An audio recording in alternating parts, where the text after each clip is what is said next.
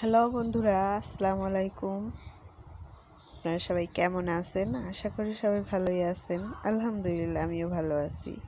তো অনেক দিন পরে ঘরে তেহারি রান্না করলাম।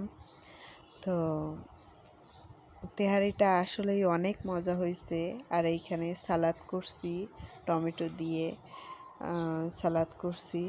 তো তেহারি মানে রান্না করা হয় না সবসময়। মানে অনেক দিন পরেই আজ রান্না করলাম। আমার হাজবেন্ড বলতেছে যে অনেক দিন তো তেহারি রান্না করো না, তো আজ একটু রান্না করো। তো গরুর মাংস দিয়ে তেহারি রান্না করলাম। তো আব্বু আম্মু আমার ভাইয়েরা, ছোটো ভাই, তারপরে আমার দেবর, আমরা সবাই একসাথেই বসে খেলাম। তো বড় একটা পাতিলেই রান্না করছি অনেকগুলো তেহারি। তো বেশি মশলা ব্যবহার করিনি, কারণ বেশি মশলা ব্যবহার করলে দোকানের মতোই হয়ে যায়। দোকানে তো বেশি মশলা ব্যবহার করে, সেগুলো খাওয়া যায় না, শুধুই একটা ফ্লেভার আসে। কিন্তু তার জন্য আমার হাজব্যান্ড বলল বেশি মশলা দেওয়া লাগবে না, তুমি হালকা পাতলা একটু মশলা দিয়ে রান্না করো যাতে ভালো লাগে খেতে। তো আমার আব্বু খেয়ে বলল অনেক মজা হয়েছে, অনেক মজা হয়েছে, সবাই খুবই পছন্দ করছে।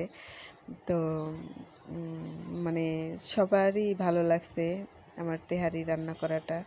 আর এইখানে সালাদের কোনো তুলনাই নেই। সালাদ দিয়ে তো তেহারি আরও অনেক মজা লাগে। তো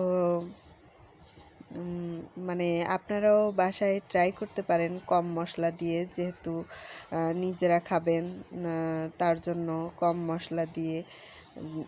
শুধু একটাই মশলা দিছি আমি বাড়তি, সেটা হচ্ছে রাঁধুনি যে তেহারির যে মশলাটা সেইটা।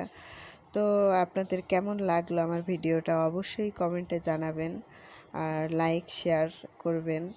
আপনাদের ভালো লাগলে কমেন্টে জানাবেন।